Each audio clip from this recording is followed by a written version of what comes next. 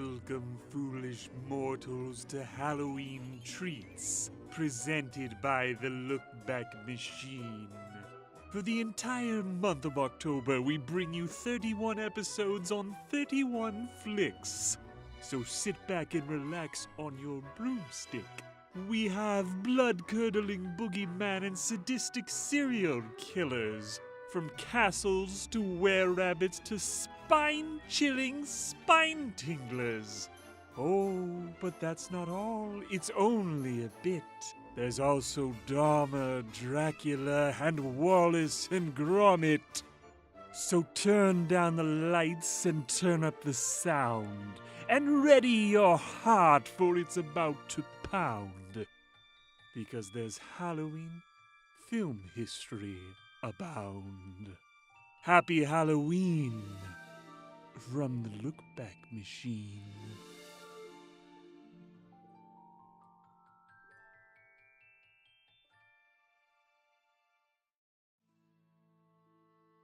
If you listened to our last episode on WWE film See No Evil, you probably noticed that the company, even for Hollywood, is a bit strange. And then a couple months later, weeks later, he says, you know what I was thinking, Dan? And I'm thinking, here we go again. He goes, when the girls, she's trapped in the thing, and he should come to her, and he should take out his cock, his penis. It should be 3 feet long. Our second entry into our WWE Films horror library is Leprechaun Origins, starring Dylan Postl. Postl was a WWE superstar at the time of filming, playing the character Hornswoggle, a 4'5" leprechaun who lives under the ring. When he was first introduced, announcer Michael Cole asked, What the hell is that? Get out of here! Get away from here! What the hell are you? What the hell is that? What is it? Oh, it's got the Somali, whatever the hell it is! This was not an auspicious start for a character, and he was even originally called Little Bastard. However, Postl was unique and talented, which made him rise above the jokey gimmick to become a fan favorite, win titles, and become a member of the prestigious DX faction, with the company's top stars, Shawn Michaels and Triple H. And it was because of his popularity that WWE cast him as the title character in Leprechaun Origins, a franchise that had begun in 1993 with Warwick Davis and Jennifer Aniston. The original movie is a little violent, but ultimately a horror film that's pretty family-friendly. So if you're rebooting it and turning it into a fun horror comedy starring Postl, who was incredibly popular with kids and fans, this seems like a match made in heaven. But when it comes to WWE films, always expect the unexpected. Dylan Hornswoggle Postl. Talent relations kind of contacted her, talked to me, pulled me aside, like for a meeting. I was like, okay. They go, yeah, we acquired the Leprechaun brand, and obviously you're going to play it. And I go, oh, that makes sense. And I said, all right, sweet. So we're going to announce it? They go, yeah. We announced it like that week as it's happening, and then it was literally 2 years later before anything happened. I was like, oh, awesome. And I was just always kind of up in the air, like, is this happening? Is this not? What's going on? Kind of stuff. So it was very, very odd. And because it was taking so long, Dylan Postl had a conversation with the boss, Vincent Kennedy McMahon. The funny thing is, I talked to him because I was so just bummed out about why it wasn't happening. I talked to him and he goes, we just got the green light. We're going to start shooting next month. And legitimately, that day I was told, hey man, we're shooting this in a month. You're going to do it in Vancouver. Get ready. You're going to go up there. And I was like, oh, okay. So I was like, oh, great. I went to him at the, what if I would have went to him a year ago? Would we have done it then? Director, Zach Lepofsky. Well, it was very, very quick, and it was very, it all happened very, very quickly. Basically, I had done one movie. I had done a movie for the Sci-Fi Channel, a monster film about giant man-eating Tasmanian devils, eating people in the woods, basically, and was looking for my next job. And it's this weird thing when you spend your whole life trying to be a filmmaker, and the whole world kind of tries to keep you out because no one wants to hire someone who hasn't made a movie to make a movie. You finally get your first chance to make a film, and what no one ever really talks about is as soon as you get your chance to make your first project, the first time you get hired, you then immediately get offered all these jobs to do the exact same thing again. Because basically people always want to hire someone who's done exactly what it is that they're doing. So having just made a movie about, 6 people running through the woods being eaten by a monster you don't see a lot in the woods outside of Vancouver, I then got, sent a bunch of scripts and projects, and this one was one that happened very quickly. I was sitting in my living room in LA. I had moved to LA. I'm originally from Vancouver. And my agent called me at like 8 a.m. and said, I'm sending you a script. You have a meeting at 3 o'clock in Santa Monica. And I was like, okay, because usually you have a lot more time to like prepare, to have kind of make a whole pitch and do a whole song and dance. But this movie was happening really quickly, and they needed a director that was from Vancouver because of it was a low budget film, and they needed someone who paid their taxes in BC. And so I read the script, thought it needed work, but thought, there's something interesting here, kind of a new reimagining of what this could be. I quickly, did up a whole bunch of concept art of what the monster could look like and a few kind of mood shots of what the movie could be, and then got in my car and drove to Santa Monica. I was in East LA at the time. And it was pretty funny. I got in the elevator, rode all the way up to the top floor of the WWE building, knowing absolutely nothing about wrestling or the WWE world, which later would become incredibly fascinating to me, and walked into this office where this guy came out, this executive, shook my hand, and before even saying his name or saying my name or anything, he said, "Do you pay your taxes in BC?" Yes, I do. And he's like, "All right, come on in." And I sat down and told him ideas about the story, showed him the concept art that I'd done, which kind of amazed him that I had done that so quickly. And this was on a Thursday. He said, "Can you be in Vancouver on Monday?" And I said, "Yep." And he was like, "All right," and shook my hand, and they made an offer the next day. And by Monday, I was at the office getting ready to shoot the movie. And I think we probably only had like 4 weeks of prep or something like that, basically. It just happened. So within a month, I was shooting the film. I don't remember exactly why they were in such a rush. I think I don't actually remember why they had to move so quickly. I think, it's not unusual that sort of for the lower budget things that they get their green light pretty late because they're kind of still debating if they're going to make the movie or not, and then they have to just quickly put it together. Most of the early films that I worked on that were jobs for hire, I was hired within a few months of shooting. It was never like a year-long development process or anything like that. I came on board and read the script, and the script that I initially read, was different than the one that got filmed. But even so, there was a lot of stuff about it that I thought could be improved and needed some work. I did like the idea of sort of, it was very clear from the beginning that they wanted to make a film that was separate from the other films. They were very set. When they brought me in, they said, "We want to reboot this. We don't want to make something that feels like a campy comedy that sort of has a silly leprechaun. We want to make something that is a, dark, gritty reboot." That was all the rage at the time because of things like Dark Knight and stuff. And I was down for that. I was excited about the potential of sort of doing the Jaws version of a leprechaun film. And I had a lot of ideas of sort of how to bring that to life. So I was sort of really down to make the dark and gritty version, but then I was sort of naive. It was one of my first jobs, and very, very, very quickly, once I took the job and arrived in Vancouver, was confronted with the fact that they were not going to let me change the script in a lot of the ways that I had hoped, and were not willing to try a lot of the things that I thought would be necessary to sort of achieve both being a leprechaun film and being a scary film. The most important one I remember being so strange to me was I wanted to come up with all of these different ways that, we could use gold.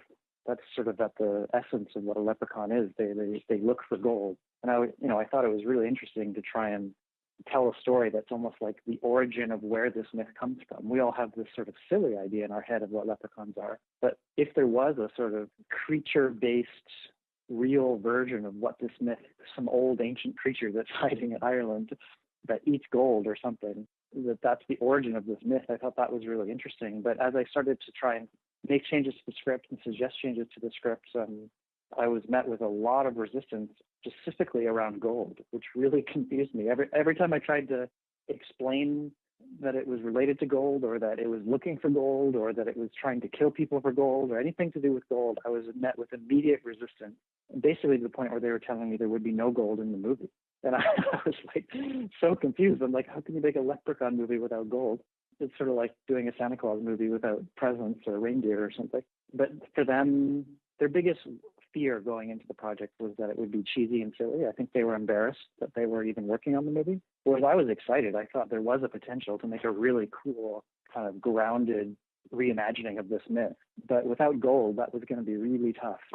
So we ended up finding a few compromises. Like I added in the like gold earring that gets ripped out of someone's ear and the gold tongue ring that gets ripped through someone's tongue. Those were things I came up with to try and like put gold into the film. But my original ideas was to have it much more a part of, you know, the mythology, like almost that it lived in like an old abandoned gold mine and ate the rocks, or, you know, something like that. But they basically rejected all of those ideas.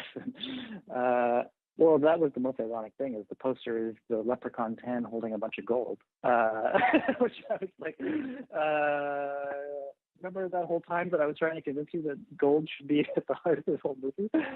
And it was very, very agonizing. I actually tried to quit a few times during prep, calling my agents, being like, there's just no way I can, everything I'm trying to do to make this better is being met with resistance. But, you know, they told me to keep pushing forward, and in the end, I'm glad I did. I you know, the film has a lot of issues, but it was still a really rewarding experience for me, and I definitely learned a huge amount making it, specifically about how to sort of make sure that I want to make the same movie that they want to make before I take the job. This one happened so quickly that I didn't really have the experience yet or the knowledge of how to make sure of that, and it sort of ended up making the film. You know, I made the best version of the movie that they would let me make, but it could have been much, much better, unfortunately. Yeah, it was not a very collaborative, filmmaker-forward kind of place. It was much more of a, here's the widget, please go make it. Stop trying to be creative, which is unfortunate, because there's a lot you can do without cost. Like, I think a lot of it was driven by fear, which is understandable. I mean, they were afraid of it being cheesy. They were afraid of changing the script dramatically, like just a few weeks before shooting it, all of which I think is valid.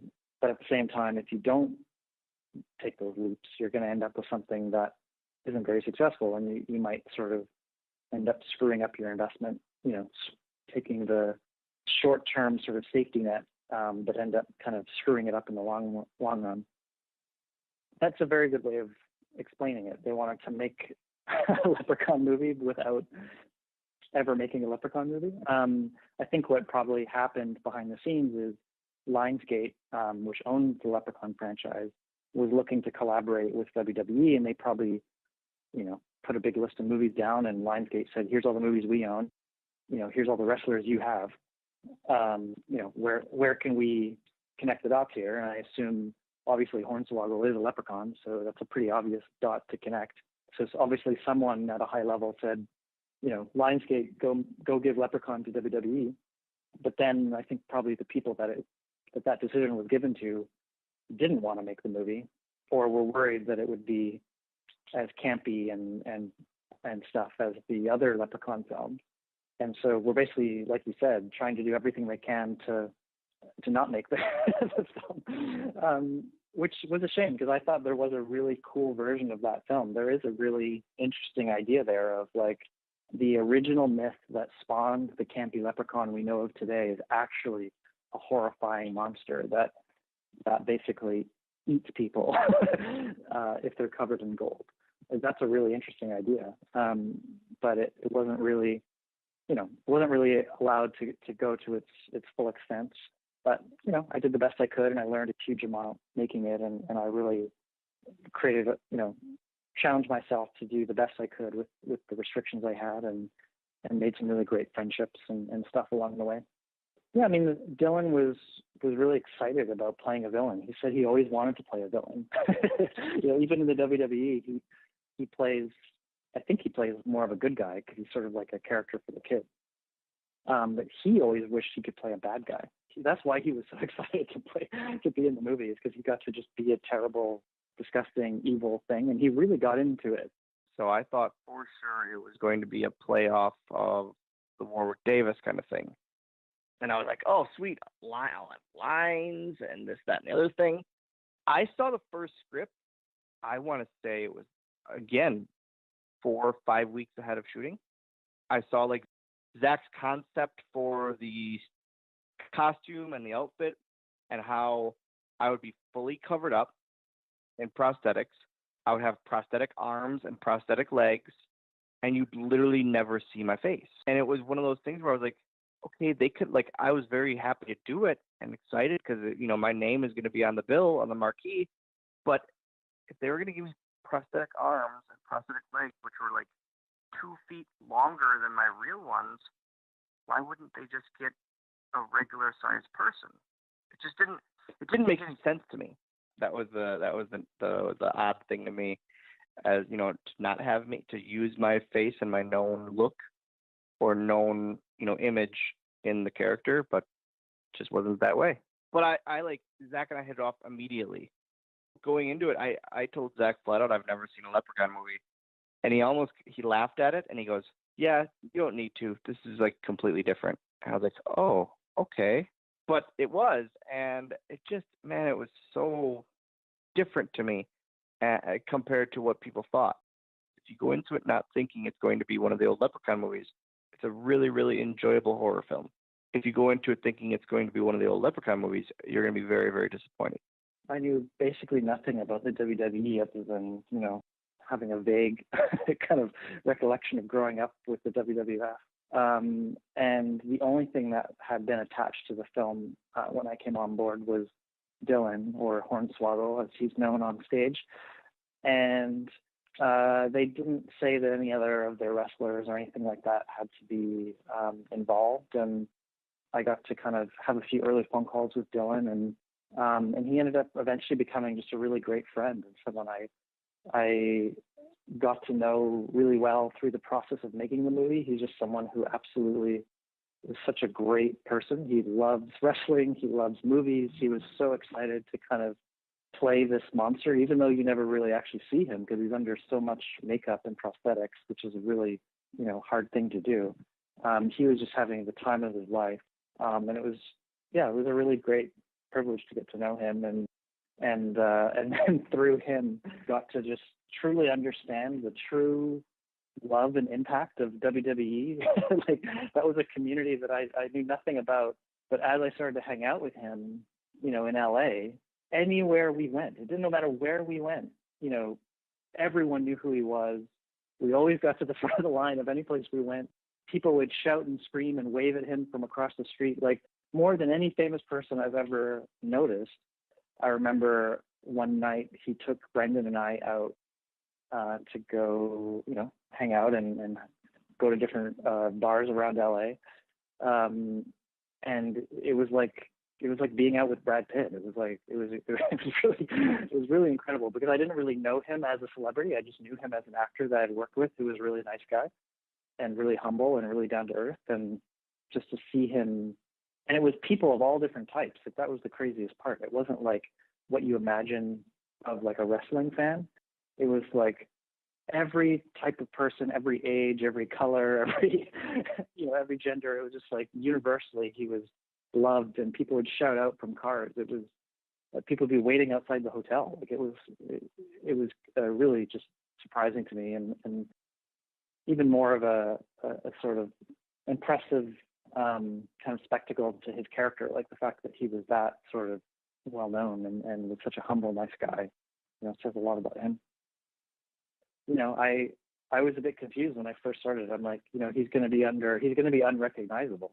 He's not going to be his character from the wrestling, and that's exactly what they wanted. And so he ended up being the performer inside of this crazy prosthetic suit. The first part of the shoot was the stuff without Dylan, mostly because his suit was still getting designed and built. And when he finally came to set for the first time, it took him like an hour or something, maybe more, to get into that crazy full suit. And once he was in it, it was very difficult for him to get out of it. I think he was even wearing a diaper because, there's just no way to get out of that whole thing. I don't know if that's my recollection. I don't know if that's true or not, but he basically, I knew he was coming down this road that we had smoke machines going, and it was already backlit because we were going to shoot the scene where the leprechaun was sort of looking at them. But the crew hadn't yet seen what the creature was going to look like, even though we've been shooting for a little while. And so I had the ADs position him sort of at the top of the road, ready to come down to set, all backlit and smoky and stuff, but no one knew he was there.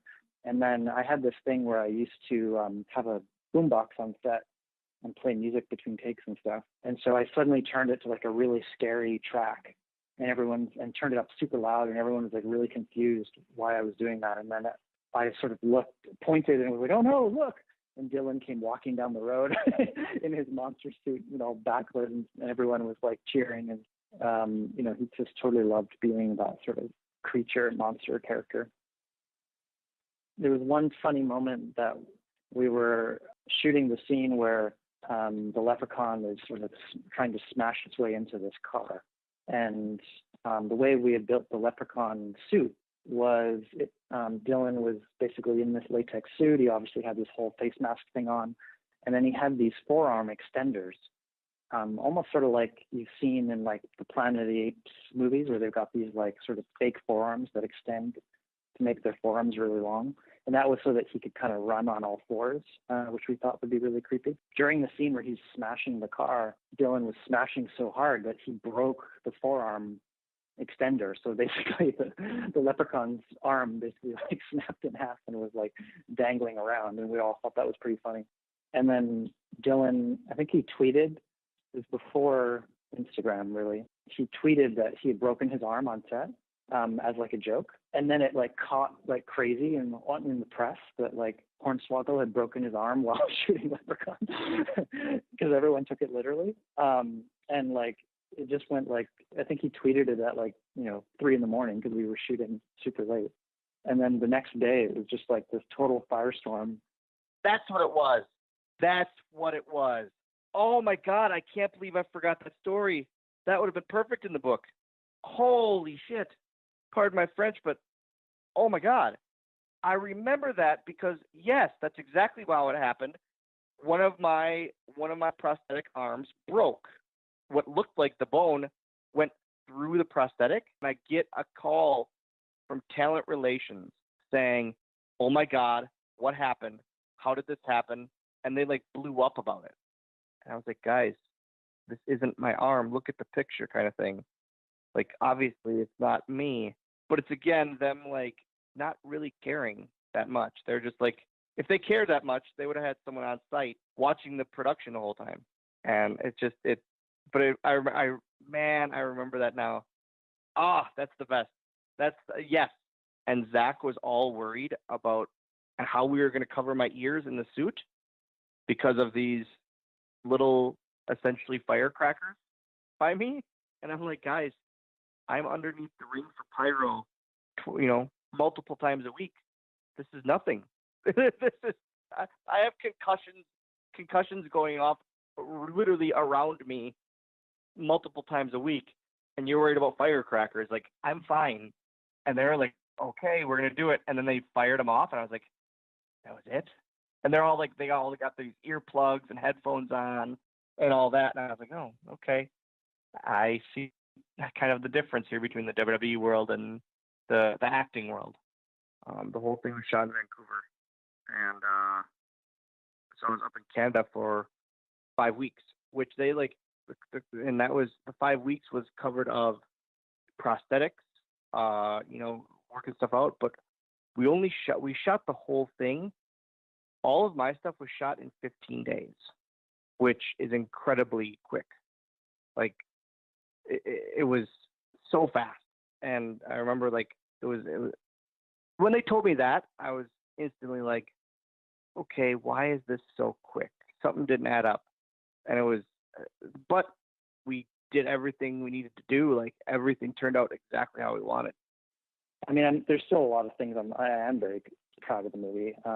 In my own sort of the areas that I had influence, which really ended up being how people die. That was basically the one area where I could kind of play and pitch and change, was like how to kill people. I realized very early on, and I called one of my best friends that's really into horror, and I was like, I think the only place I'm going to be able to affect this film is to come up with 5 or 6 incredibly unique deaths that have never been done before. Like, let's brainstorm. Like, what are crazy ways people could die?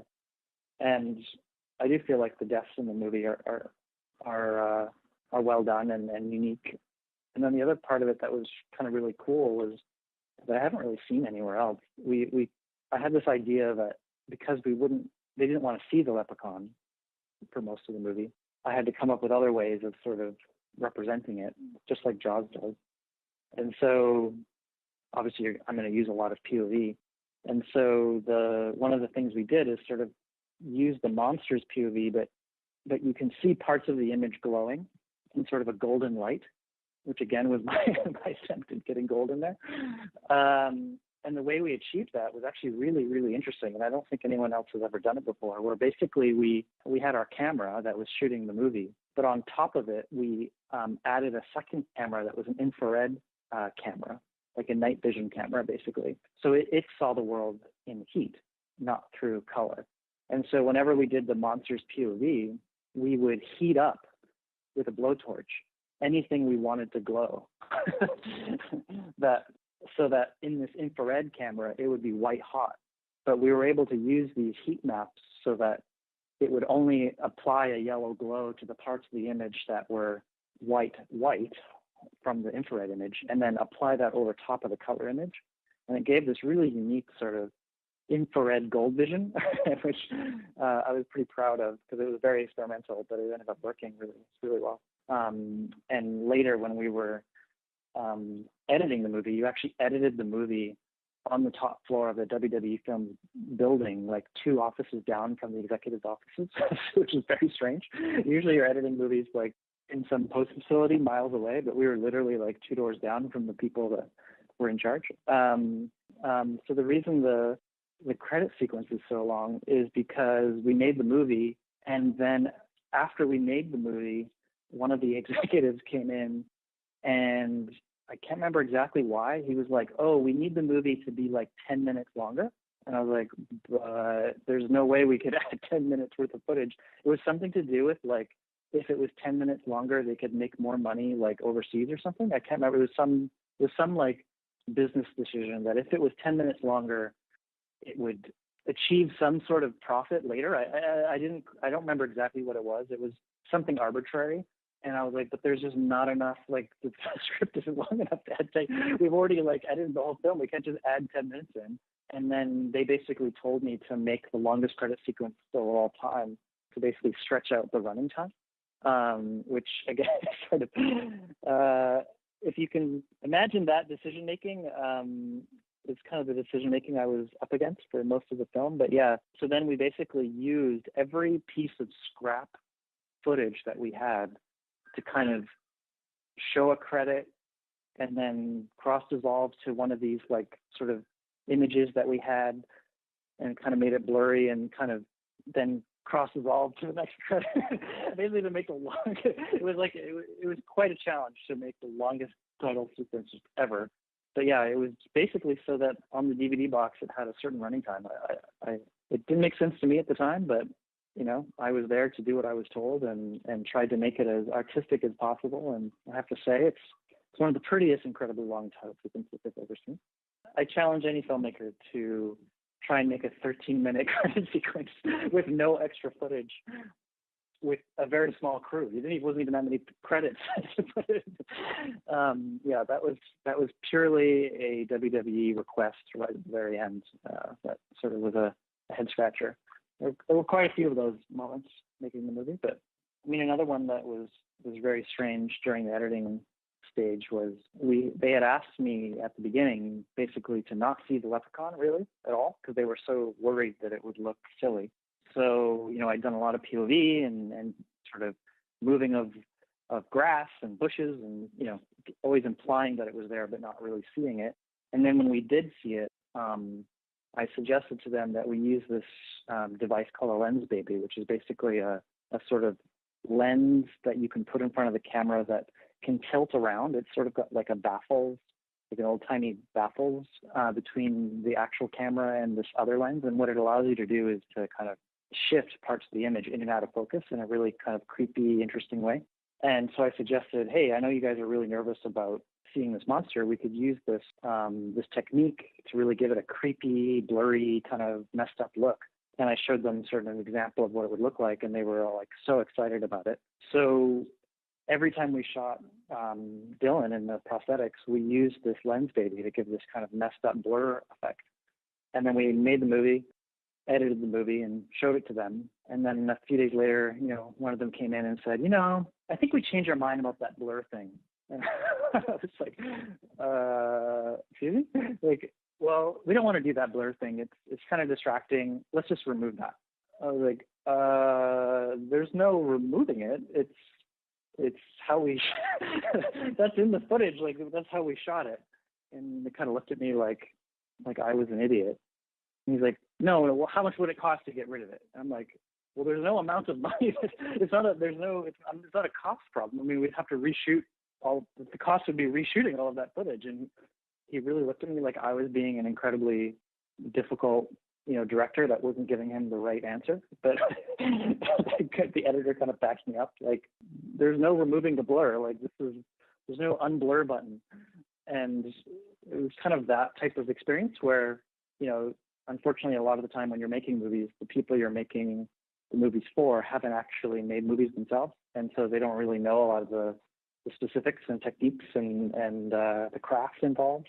I'm sure he was told by his boss or some other person to get rid of the blur, and it was his job to do it, even though it was impossible.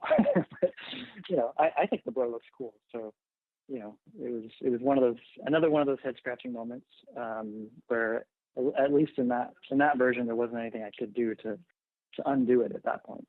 So many things. I feel like I was in such in the dark about it all, and I felt so bad for Zach because I felt like WWE Studios really put their thumb down on him on a lot of things, and really controlled his vision of the whole thing. I was flown up to San Diego Comic-Con to talk about the film and do like a teaser for it and such, and to watch it for the first time with fans and with just this audience. I didn't see it until the night before I had to talk about it. They never sent me anything about it, nothing. And I said, how am I supposed to talk? Well, and then they had a thing where they gave it to me at the hotel on a DVD with a DVD player, and then I had to return it. And it was like, I just felt like, why am I the last to know about this? When I'm, again, not to toot my own horn, but I'm the star of the movie, but I'm the last to literally watch it. I'm watching it the night before I have to do this panel about it. It didn't make sense at all to me. And then I watched it, and I was like, you never see we did all of these awesome shots of the character and the creature of the face, and we did so many revealing shots that we were so proud of watching back, and none of them were in the final draft, the final cut. And WWE Studios just didn't like it for some reason, and it really bummed me out how little of the character. I mean, I spent 3 hours a day in the makeup chair twice a day. It was 3 hours to get in the makeup, hour and a half to get out twice a day, and it was hell. Whenever a movie would come out with a guy, they would get like this enormous television push, and it for some reason didn't happen with Hornswoggle, which again is just crazy to me. It was like the ugly stepchild of the WWE Studios family, and it really, really pissed me off. Like I talk about it in my book, they had Miz and Summer Rae host my panel, and I go, why are you guys here? Well, to host the panel. I said, yeah, but why? I said, I'm in the movie. You're not. And they go, well, we got to talk about the next Marine film. I said, so you're using my panel for my goddamn movie to promote the next Marine? I went into the panel just pissed off, and I just go, during the Q&A after we watched the film, I literally say on the mic to Miz, why are you even here? You have no reason to be here. Promote your movie. This isn't your movie. And I felt bad for a bit, but because I know he was thrown into that situation. You know, he didn't say, I have to do that. WWE sent him there. But it was like, this is my baby. I'm not going to the Marine 17 and promoting my stuff. The trailer for the film came out, and there was an oddity in its execution. So Postl once again went back to the offices of WWE Chairman Mr. McMahon. The second time I talked to him about it, I was really, really pissed off. The movie came out, and in the trailer, my name that was on Raw and SmackDown and every WWE program, my name was never in the trailer. It couldn't have matched up more perfectly because I went in the office and the trailer was playing as I went in the office. I was like, hey, right there, my name is nowhere on that. And it pissed me off so much because I was like, why are we even doing this film? And why did I even do it if my name isn't on it? And if we're not marketing that a WWE superstar is in this movie? And he didn't really have an answer for me. And it irritated me so much because it just didn't make sense why we weren't promoting me being in that film. My whole life, all I wanted to do was be a WWE superstar. And so whenever I get the opportunity, I'm very, very thankful. But that was all the stuff with Leprechaun Origins on the WWE side of things, I was very, very bummed out about. And it just didn't go the way I expected. Go on Amazon, or you can reach out to me at bookhornswoggle@gmail.com for autographed copies and pick up yours, or otherwise grab yours on Amazon. It is called Life is Short and So Am I.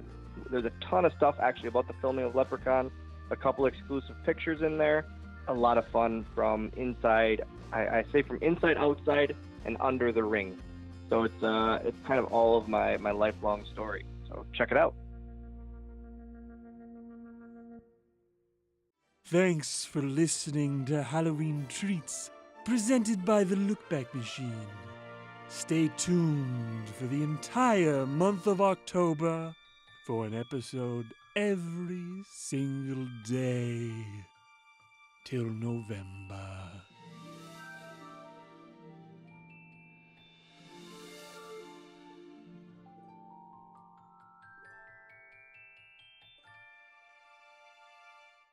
After working with on the set, I knew we had 3 heads, 3 creature heads. We had 2 of them attached to a body and 1 of them not attached to the body. And I said, man, if there's any possible way, I talked to the effects people.